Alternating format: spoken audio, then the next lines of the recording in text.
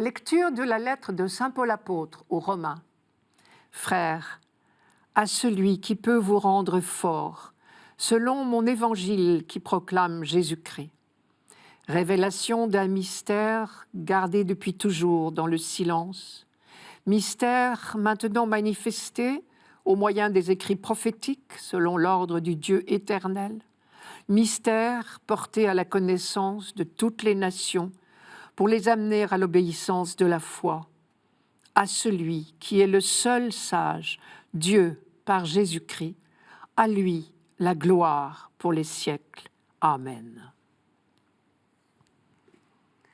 Nous venons de lire les tout derniers mots de la lettre aux Romains, la conclusion de cette longue épître très dense de 16 chapitres. Rien d'étonnant donc à ce qu'on y trouve une finale très solennelle. Ici, comme dans le texte grec, ces 3 versets ne forment qu'une seule phrase. Paul trace à grands traits toute la fresque de l'histoire humaine dans laquelle se déroule le projet de Dieu. Car c'est le noyau, le thème central de cette lettre, mais aussi de toute la théologie de Paul. Ce fameux dessein bienveillant, conçu depuis toute éternité, révélé progressivement aux hommes pour le bonheur de l'humanité tout entière. L'expression « pour amener toutes les nations à l'obéissance de la foi » nous surprend peut-être, mais en fait, la formule « l'obéissance de la foi » est très biblique, dans la forme comme dans le fond. Dans la forme, c'est tout simplement un pléonasme. La foi est synonyme d'obéissance, mais au très beau sens du mot « obéissance » dans la Bible, qui veut dire « confiance ». Dans le verbe « ob audire », il y a le mot « audire », écouter. Dans la Bible, obéir, c'est écouter amoureusement, parce qu'on vit dans la confiance. C'est tout simplement avoir la foi. Aujourd'hui, écouterez-vous sa parole, dans le psaume 94, signifie aujourd'hui, ferez-vous confiance à Dieu. Et d'ailleurs, l'expression grecque, qui est traduite ici par obéissance de la foi, signifie en réalité l'obéissance qu'est la foi. C'est un thème qui revient tout le temps dans la Bible, y compris dans la fameuse profession de foi juive, Shema Israël, écoute Israël. Écoute, c'est-à-dire fais confiance. N'oublie jamais que Dieu t'a libéré et te veut libre toujours. C'est pourquoi tu peux faire confiance et obéir. C'est la même chose.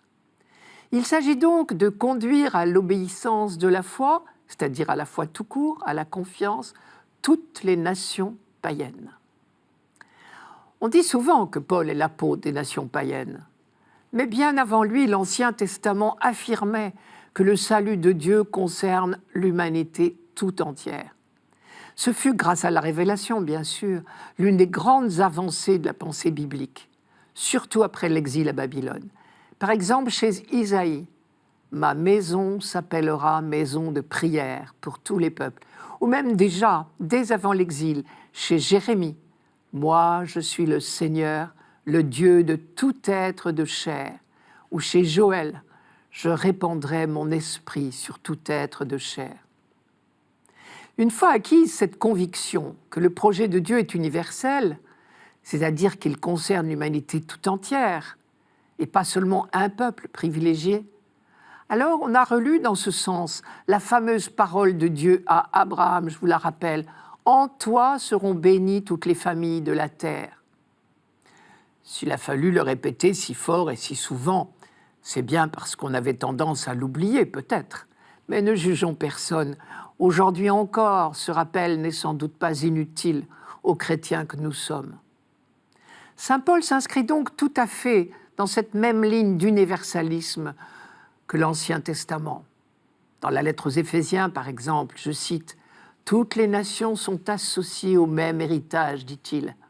Mais il y ajoute la référence à Jésus-Christ, ce qui, bien sûr, n'était pas dans l'Ancien Testament. Je reprends la phrase des Éphésiens. « Toutes les nations sont associées au même héritage, au même corps, au partage de la même promesse dans le Christ Jésus, par l'annonce de l'Évangile. » Je reviens à l'Ancien Testament.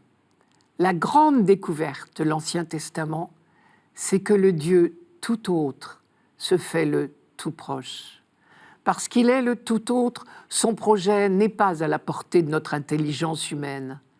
Mais parce qu'il se fait tout proche, il nous le révèle, il nous le dévoile, ou plus exactement, il nous invite à y entrer, à y participer. Et Paul est bien l'héritier de toute la méditation biblique. Il s'émerveille devant le Dieu tout autre. Par exemple, dans cette même lettre aux Romains, il s'est écrié « Quelle profondeur dans la richesse, la sagesse et la connaissance de Dieu ! Ses décisions sont insondables, ses chemins sont impénétrables. Qui a connu la pensée du Seigneur? Qui a été son conseiller? Car tout est de lui, et par lui, et pour lui.